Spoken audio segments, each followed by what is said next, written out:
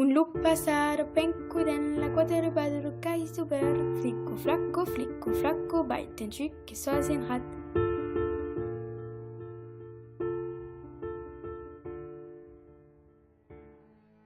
Demain c'était mieux est un projet de court-métrage. L'histoire se déroule dans un monde où le patriotisme et le désir d'indépendance des peuples est poussé jusqu'au point de séparer les quartiers par des frontières physiques. Dans ce monde, chaque quartier a ses propres lois, son propre gouvernement. Dans ce film, nous suivons l'évolution des quartiers renommés 122 et 333. Le premier abrite une population à majorité blonde aux yeux bleus, mais défavorisée. Le second, des personnes plutôt brunes, vivant dans un environnement aisé mais sécuritaire.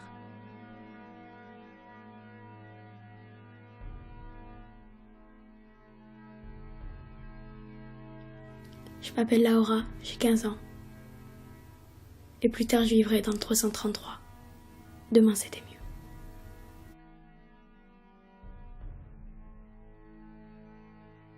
Et vous faites quoi ici? Je fais du camping et un film. Ouais. Et toi, tu joues quel rôle? Mika, Et c'est qui ta famille dans le film? une famille. Une famille. Ils ont des noms? Non. Non? Non. Ils ont pas de nom. Si. C'est quoi? Je sais plus qui et Marc. D'accord. Donc ta sœur, non. Sa sœur est inutile alors. Mais je me suis... Tu? Aura. C'est beau ici? Oui, et... Quand est-ce que c'est fini? Là, tout de suite. Ah, merci.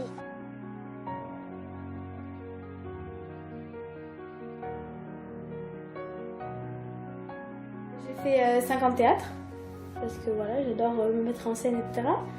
Et après, en fait, un été, j'ai décidé de faire un stage au cinéma.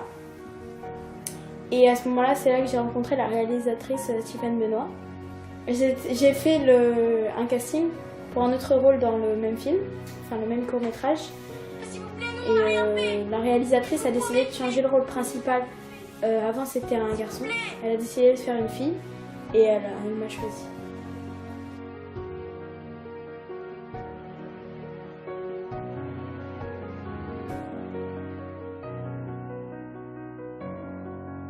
Elle a une grande évolution, parce qu'à la base c'est une fille attentionnée, qui est proche de sa famille, qui a plein d'amis, enfin qui est épanouie quand même, qui même au départ se rend pas compte de ce qui se passe, alors que à la fin en fait c'est plutôt elle qui va changer les choses. Tu as fait des lectures avec les deux autres comédiens principaux, je crois. Alors comment tu t'es sentie avec eux? Parce qu'il y a quand même une vraie différence d'âge entre les trois.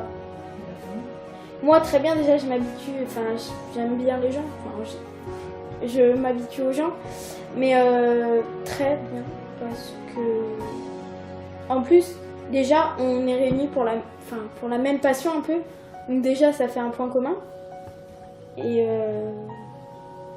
moi très bien, je suis bien contente. Souffrance pour nous offrir une vie meilleure à mon frère et à moi. T'en n'y fera rien, plus jamais je ne le dirai. Ok. Pour vous, il n'y a pas trop de phrases qui vous posent problème? Le nouveau gouvernement en place mène une politique contre l'accueil des migrants originaires des autres quartiers, notamment ceux arrivant du 122. C'est dans ce contexte que le film commence. Nous suivons Marc, père solitaire, et ses deux enfants, Laura 15 ans et Mika 6 ans. La famille a fui son quartier d'origine en proie à des conflits incessants pour tenter de rentrer au 333. Marc, comme nombre de ses concitoyens, a dans l'espoir que ses enfants connaissent un jour la vie dans un quartier en paix. Mais les choses vont s'avérer plus compliquées que prévu quand la petite famille se retrouve devant une frontière hermétique et des lois anti-blonds de plus en plus drastiques. Demain c'était mieux aborde la thématique de la migration, mais aussi du sentiment de rejet à travers des yeux d'enfants. Marc, Laura et Mika voyaient le quartier 333 comme un espoir, comme une chance d'avenir. Mais ce sentiment va rapidement se transformer en sentiment de culpabilité. La culpabilité de ne pas être né dans le bon quartier, la culpabilité de ne pas être né brun. Non, c'est moi qui suis allée à la fenêtre. Parce Parce que je regarde s'il n'arrive pas, mon père. En fait, tu vas te déplacer pour aller jusqu'à la fenêtre.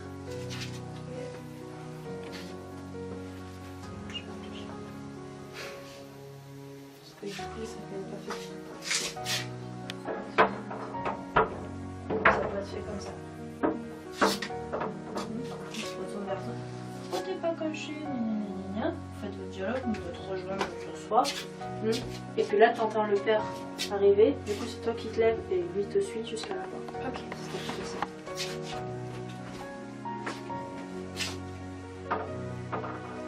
Tu viens ici, Honoré? Viens.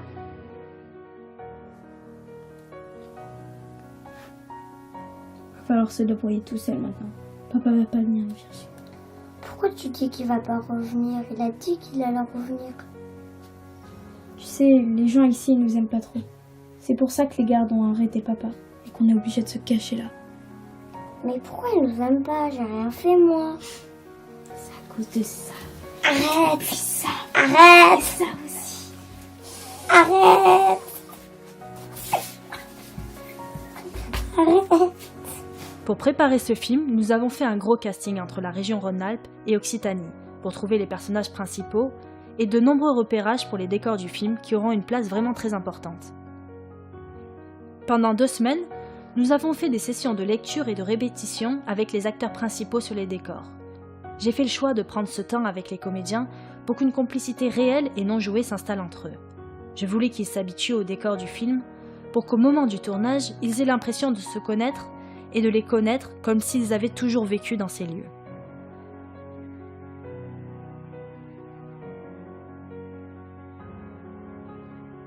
L'idée de ce film m'a beaucoup été inspirée par l'actualité. Les migrants, les désirs d'indépendance des peuples, les projets de nouvelles frontières sont autant de thématiques qu'on le retrouve dans le scénario de Demain c'était mieux.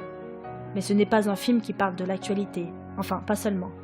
J'ai voulu traiter du sentiment d'ostracisation vécu par tant de peuples dans l'histoire passée, présente et peut-être future de la façon la plus universelle possible.